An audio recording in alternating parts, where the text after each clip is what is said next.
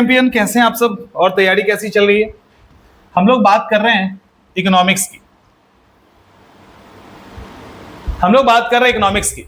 मुश्किल लगता है कि कैसे पूरा करेंगे। हमने कल भी एक सेशन शेयर किया था आपके साथ कि यदि आप सही तरीके से पूरे प्लान के साथ, आपको पता है क्या पढ़ रहे हो, क्या छोड़ रहे हो, सारा रिकॉर्ड है, तो चीजें आसान हो जाएगी। इकोनॉमिक्स के साथ थोड़ी सी कहानी अलग है। इकोनॉमिक्स डराता बहुत है। एक्चुअली इतना डर नहीं लगना चाहिए जितना लगता है। इसलिए लगता है कि हम इसको डे टू डे लाइफ के साथ रिलेट नहीं करते। इकोनॉमिक्स पढ़ने का एक सबसे बड़ा, मतलब जब भी पढ़ो ना आप, तो कोशिश करो कि इसको डे टू डे लाइफ के साथ कनेक्ट करें, एकदम घर के अंदर के एग्जाम्पल्स के साथ, दोस्तों के साथ, समाज के साथ रिलेट करो। एक बार रिलेट कर लिए तो इकोनॉमिक्स इतना भी मुश्किल नहीं है। चलिए, हम लोग आज डिस्कस करने वाले हैं कि इकोनॉमिक्स के अंदर आपको वो कौन कौन से टॉपिक अभी करने हैं। बीपीएससी का एग्जाम नजदीक है, कौन कौन सा टॉपिक करना है और उसको कैसे करना है। तो हम लोग पूरा एक चार्ट देख लेते हैं और इसको आप चाहो तो नोट डाउन भी कर लो। एक और इंफॉर्मेशन, 11 मई से शाम के 7 बजे से इकोनॉमिक्स की 100% लाइव सेशन हो रहा है। ठीक है, वहां पे हम लोग लाइव सेशन ही करेंगे और टोटल 2026 के अपडेट के साथ। इकोनॉमिक्स में अपडेट जरूरी होता है, चीजें हर साल बदल जाती है, कई बास्केट चेंज हो जाते हैं, बेस ईयर बदल जाता है। उन सारे बदलाव के साथ 11 मई से 7 बजे शाम से एक लाइव सेशन मतलब एक कोर्स हम लोग मॉड्यूलर लेके आ रहे हैं जो एक्सक्लूसिव बीपीएससी 72 को टारगेट करके होगा और वहां पे इकोनॉमिक्स को लाइव सेशन के अंदर हम लोग समाप्त करेंगे। अब आइए, अब आते हैं हम लोग इसके अंदर। हमने क्या किया है कि ग्रुप में इसको डिवाइड कर दिया है। ठीक है, ग्रुप में डिवाइड किया गया है और देखो, इकोनॉमिक्स जब शुरुआत करो ना तो उसके बेसिक को क्लियर कर लीजिए। अगर बेसिक क्लियर करोगे तो बाकी सब कहानी और फैक्ट्स है और कुछ नहीं। बेसिक क्लियर करने के लिए जब इकोनॉमिक्स पढ़ो या खुद से पढ़ो या कहीं पढ़ो, तो स्टार्टिंग के 5-10 क्लास बहुत इंपॉर्टेंट होते हैं जहां आप इकोनॉमिक्स से रिलेटेड समझ को विकसित करते हैं।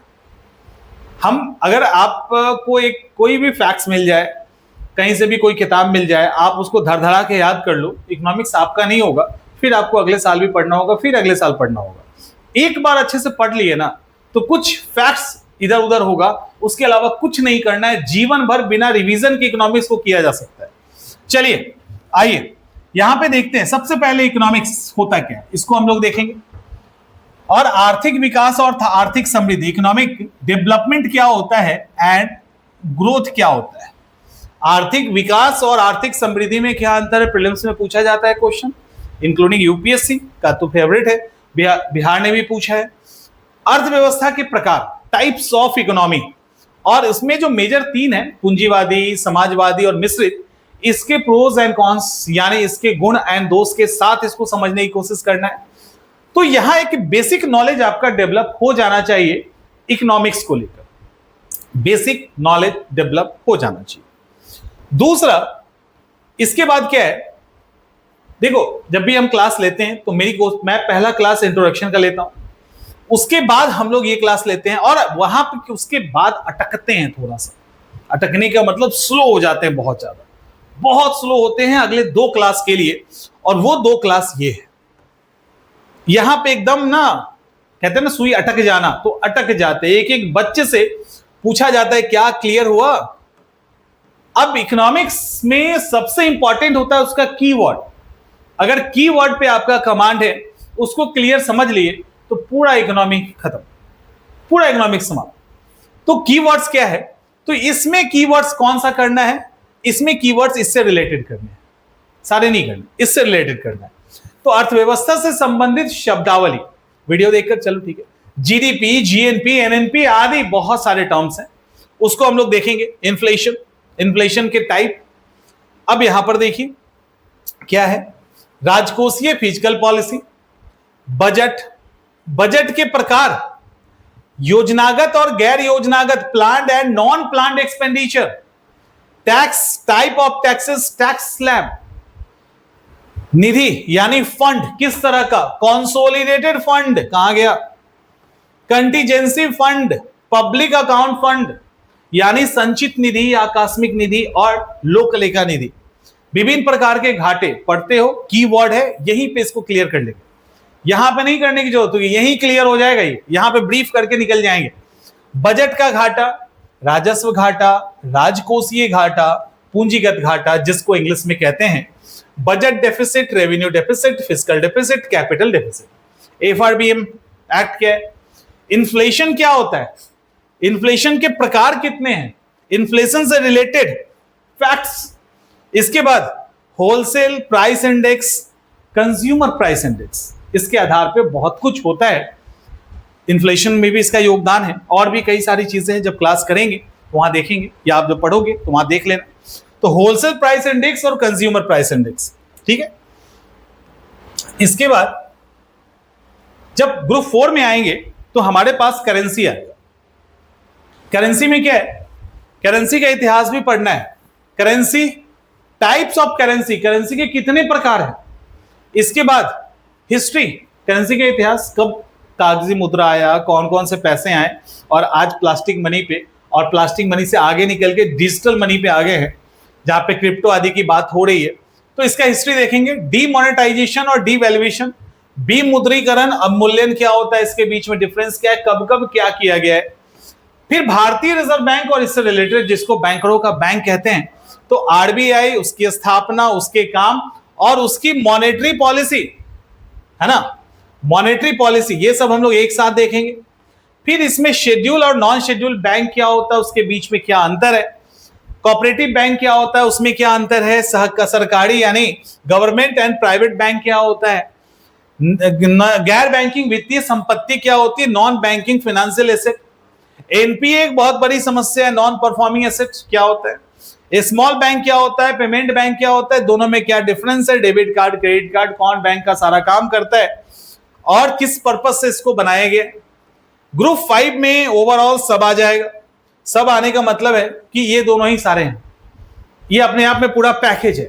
इसके अंदर कुछ कीवर्ड्स हैं, जैसे ब्लू चिप क्या होता है, समझ में आ रहा है, इनसाइडर ट्रेडिंग क्या होता है, बुल बियर, तो इसके अंदर भी बहुत सारे कीवर्ड है। इसके साथ कैपिटल और फिर इंश्योरेंस मार्केट की हम लोग बात करेंगे, और ये ओवरऑल पूरा ग्रुप कवर करता है। 6 में इंडस्ट्री के अंदर आते हैं।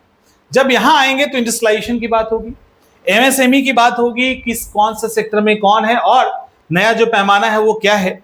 इंडस्ट्रियल एरिया की बात होगी, इंडस्ट्रियल पॉलिसी की बात होगी, जो स्टार्टिंग से बनता आ रहा है, अभी भी बन रहा है।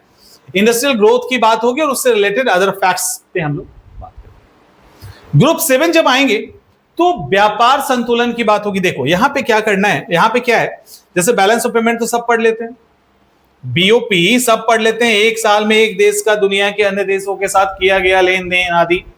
उसके पहले ट्रेड ऑफ बैलेंस आता है, बैलेंस ऑफ ट्रेड आता है, बीओटी आता है, बीओपी के पहले बीओटी आता है। तो बीओटी भी हम लोग यहां पे जानेंगे, और ये भी इंपॉर्टेंट है, कई बार स्किप कर दिया जाता है, क्वेश्चन आता है तो दिक्कत हो जाती है। फिर उसके बाद रीजनल ट्रेड एग्रीमेंट, जिसको क्षेत्रीय व्यापार समझौता कहेंगे, मुक्त व्यापार समझौता, फ्री ट्रेड एग्रीमेंट, सेज आदि की बात होगी। Investment policy, investment model, FDI, FII, FERA, FEMA, और जैसे इन्वेस्टमेंट पॉलिसी, इन्वेस्टमेंट मॉडल है ना, वो सबको देखेंगे हम लोग कि किस तरह से बीओटी पे काम हो रहा है, पीपीपी पे काम हो रहा है, वो सब यहीं पे आएगा। फिर एग्रीकल्चर में जब आओगे तो लैंड और लैंड से रिफॉर्म से रिलेटेड चीजें होंगी, है ना। एग्रीकल्चर, अब एग्रीकल्चर में क्या है, एग्रीकल्चर से रिलेटेड सब्सिडी का इशू है, उसको लेकर कंट्रोवर्सी है, किससे, डब्ल्यूटीओ के साथ, वो देखेंगे। वहां पे सब्सिडी का जो अंबर box, red box, green box बना है। उसके बाद एग्रीकल्चर मैनेजमेंट, मैनेजमेंट में क्या होगा, मैनेजमेंट में प्री भी होगा और पोस्ट भी होगा। तो pre agriculture and post agriculture management क्या होता है। फिर एग्रीकल्चर मार्केट क्या होता है, और एग्रीकल्चर मार्केट के लिए जो एपीएमसी एक्ट आया, ये क्या है, एपीएमसी एक्ट क्या है और इसकी खासियत क्या है। और फूड प्रोसेसिंग जो बहुत इंपॉर्टेंट हो गया, सबसे तेजी से बढ़ने वाला सेक्टर है, तो ये सारी चीजें। और ये लास्ट नहीं, 9th के बाद एक और है। अब इसमें कुछ हमारे ऑर्गेनाइजेशन है, लाइक योजना आयोग, नहीं है तब भी जानेंगे, नीति आयोग। इसके बाद आर्थिक नियोजन में प्लान, इकोनॉमिक प्लानिंग, 5 ईयर की प्लानिंग को भी देखेंगे यहाँ पे सारा। इसके बाद सरकारी और गैर सरकारी योजनाएं देखनी है, यानी जो सरकार की योजनाएं पहले से चल रही थी और नॉन गवर्नमेंटल स्कीम, तो इसके अंदर जो बंद हो गया वो भी और जो चल रहा है वो भी, इन दोनों को देखेंगे, एक लंबा लिस्ट बनेगा यहाँ। और जो फेमस अंतरराष्ट्रीय संस्थाएं हैं उसको भी देख लीजिएगा, मेजर इंटरनेशनल इंस्टीट्यूशन है, ये इंपॉर्टेंट हो जाता है। ठीक है, इसके बाद ग्रुप 10, पॉपुलेशन, गरीबी, बेरोजगारी और हमारे रिसोर्सेज। अब गरीबी अकॉर्डिंग टू इकोनॉमिक्स, बेरोजगारी अकॉर्डिंग टू इकोनॉमिक्स और रिसोर्सेज अकॉर्डिंग टू इकोनॉमिक्स हम लोग यहां देखेंगे। और ये आपका पूरा का पूरा इकोनॉमिक्स कवर करता है। यहीं से सारे सवाल आते हैं, हर बार आते हैं और हर बार आएंगे। और आराम से इसको अगर आप चाहो तो टाइम लगेगा, अगर बहुत एकदम ही इकोनॉमिक्स खराब है तो लगभग 30 दिन लगेंगे। धीरे धीरे करके आप लोग करते चलो, क्योंकि इकोनॉमिक्स एक ऐसा सब्जेक्ट है जिसको आप एक ही बार में याद नहीं कर सकते। इकोनॉमिक्स को आप समझ के ही पढ़ सकते हो और कोई विकल्प आपके पास नहीं है। तो धीरे धीरे करके चलोगे तो 30 दिन में ही आपके कमांड में पूरी तरह से आ जाएगा और इस तरह से हम लोग इकोनॉमिक्स को कवर कर लेंगे। ठीक है, और ऐसे आपको भी करना चाहिए। तो ये है आपका इकोनॉमिक्स। और एक चीज ध्यान रखिए, बहुत सारे ऐसे बच्चे हैं जिनका मैथ कमजोर है, रीजनिंग कमजोर है। तो जिनका मैथ और रीजनिंग कमजोर है, अभी समय है, ठीक कर लो। और एकदम कमजोर है और इंटरेस्ट भी नहीं है तो और सेक्शन देखिए, बहुत का इकोनॉमिक्स भी कमजोर है तो उधर जो समय लगाओगे उसके आधे समय में इकोनॉमिक्स मजबूत हो जाएगा। तो यहां से आप मैक्सिमम क्वेश्चन निकाल लेंगे और कॉन्फिडेंस भी आएगा। तो आपको यह भी देखना है कि हमें इनपुट कहां डालना है, क्योंकि समय लिमिटेड है और इसी लिमिटेड समय में आपको इस एग्जाम को क्रैक करना है ना। चलो मिलते हैं नेक्स्ट सेशन।